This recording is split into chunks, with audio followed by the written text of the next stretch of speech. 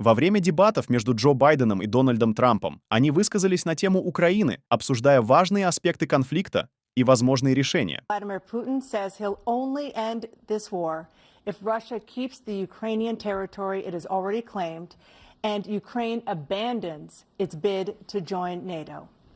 Are Putin's terms acceptable to you? First of all, our veterans and our soldiers can't stand this guy. They can't stand him. They think he's the worst commander-in-chief, if that's what you call him, that we've ever had. They can't stand him. So let's get that straight. And they like me more than just about any of them. And that's based on every single bit of information. As far as Russia and Ukraine, if we had a real president, a president that knew, that was respected by Putin, he would have never invaded Ukraine. A lot of people are dead right now, much more than people know. You know, they talk about numbers. You can double those numbers, maybe triple those numbers. He did nothing to stop it. In fact, I think he encouraged Russia from going in. I'll tell you what happened. He was so bad with Afghanistan. It was such a horrible embarrassment, most embarrassing moment in the history of our country, that when Putin watched that and he saw the incompetence, that he should have fired those generals, like I fired the one that you mentioned, and so he's got no love lost, but he should have fired those generals. No general got fired for the most embarrassing moment in the history of our country, Afghanistan, where we left billions of dollars of equipment behind. We lost 13 beautiful soldiers, and 38 soldiers were obliterated. And by the way, we left people behind, too. We left American citizens behind. When Putin saw that, he said, you know what? I think we're going to go in and maybe take this was his dream. I talked to him about it, his dream. The difference is he never would have invaded Ukraine. Never. Just like Israel would have never been invaded in a million years by Hamas. You know why?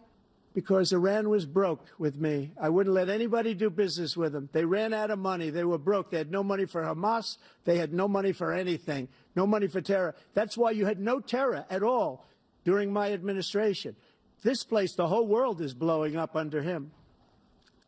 President Biden? I've never heard so much malarkey in my whole life. Look, the fact of the matter is that we're in a situation where, let's take the last point first. Iran attacked American troops, caused brain damage for a number of these troops, and he did nothing about it. Recently, not when he was president. They attacked. He said they're just having headaches. That's all it is. He didn't do a thing when the attack took place, number one. Number two, we got over 100,000 Americans and others out of Afghanistan during that airlift.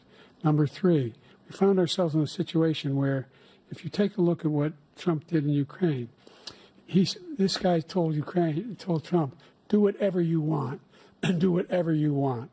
And that's exactly what Trump did to Putin, encourage him, do whatever you want. And he went in. And listen to what he said when he went in.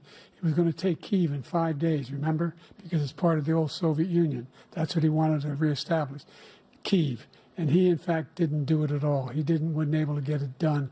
And they've lost thousands and thousands of troops, 500,000 troops.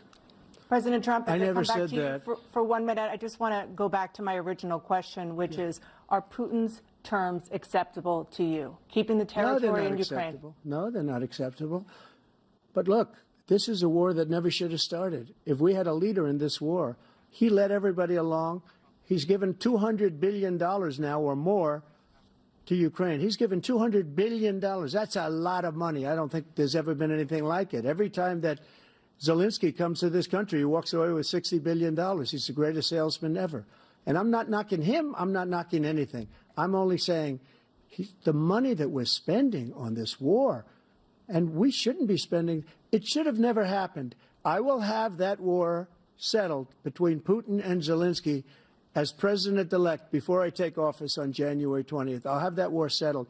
People being killed so needlessly, so stupidly, and I will get it settled, and I'll get it settled fast before I take office. President Biden, you have a minute. The fact is that Putin is a war criminal. He's killed thousands and thousands of people. And he has made one thing clear. He wants to reestablish what was part of the Soviet Empire, not just a piece. He wants all of Ukraine. That's what he wants. And then do you think he'll stop there? Do you think he'll stop when if he takes Ukraine? What do you think happens to Poland? What do you think of Belarus? What do you think happens to those NATO countries? And so if you want a war, you ought to find out what he's going to do, because if in fact he does what he says and walks away, by the way, all that money we give Ukraine and from weapons we make here in the United States, we give them the weapons, not the money at this point. And our NATO allies have produced as much funding for Ukraine as we have. That's why we're strong.